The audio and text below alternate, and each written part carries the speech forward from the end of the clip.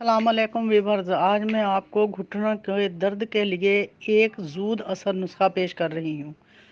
आजकल ये मर्ज़ बहुत आम है। बूढ़े तो बूढ़े, नौजवान भी तंग हो रहे हैं फास्ट फूड की वजह से। बर्गर, शवारमे, होटलिंग, ये सब चीज़ें इंसान को ऊपर से सेहतमंद दिखाती हैं, लेकिन अंदर से इंसान को कमज़ोर होता जा रहा है।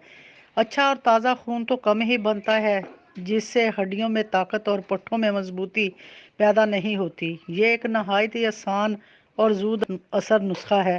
उम्मीद है आपको बहुत पसंद आएगा, बिल्कुल पसंद आएगा। मेरी ये आप बात आखिर तक सुने, फिर आप अंदाज़ा करें कि ये कितना ज़रूरी है इंसान के लिए।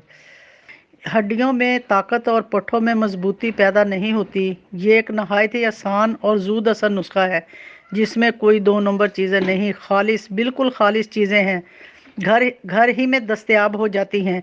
इस नुस्खे से आपके जोड़ों में जो री और दवा होगी वो भी ख़त्म हो जाएगी। आपका वज़न भी कम होगा। फास्ट फूड खाने से वज़न बढ़ता है। ऐसे मज़ेदार चटपटे खाने कितने नुकसानदेह होते हैं, एक इंसान कभी सोच भी नहीं सकता।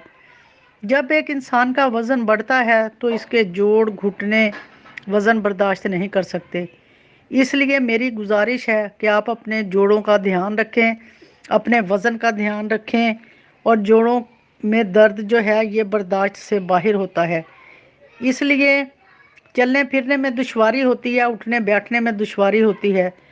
और दूसरी बड़ी वजह नाक़स खुराक, जिसकी वजह से जिगर, मैदा, गुर्दे कमज़ोर हो जाते हैं, ये दर्दों का बायस बनते हैं। वीवर्स, जो चीज़ें मैं बनाने जा रही हूँ वो आप के किचन में मौजूद होंगी। मैं आपको चीज़ें बताती हूँ, आप मेरा चैनल सब्सक्राइब करें।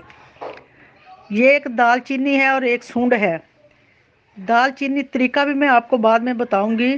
दालचीनी का इस्तेमाल हमारे मोटापे को ख़त्म करता है। ये सीने के रेशे को ख़त्म करता है। खांसी के लिए मुफीद, मोटापा के लिए तो बिल्कुल ही बहुत एक अनमोल चीज़ है। इससे मोटापा ख़त्म हो जाता है, आहिस्ता आहिस्ता खून साफ़ करती है। दूसरा सूंड, ये एक एंटीबायोटिक है। इससे जिस्म में जितनी भी नाकस खून में जो होंगे ज़र्रात वो ख़त्म हो जाएंगे। ये दोनों मिलकर दर्दों को ख़त्म कर देने वाली हैं। तो व्यूअर्स, अब आते हैं इसके वज़न की तरफ। तो आपने लेना है दालचीनी 4 तोला, सूंड 4 तोला। सूंड को पहले धोकर सुखा लें, दालचीनी भी धोकर सुखा लें। अच्छी तरह सुखाने के बाद इसको ग्राइंड करना है और इसका सफ़ूफ बना लेना है। सफ़ूफ को हमने छान लेना है, छान कर किसी डब्बी में बंद कर लें। अब ये है, सुने आगे, कि एक आधी चाय की चम्मच आपने फक्का नहीं मारना। आपने एक प्याली या एक बड़ा कप चाय का लेना है, इसमें मिक्स कर लें और चुस्की चुस्की पीना है, एकदम नहीं पीना। ये आप बनाएं, इससे फ़ायदा उठाएं और मुझे दुआओं में याद रखें।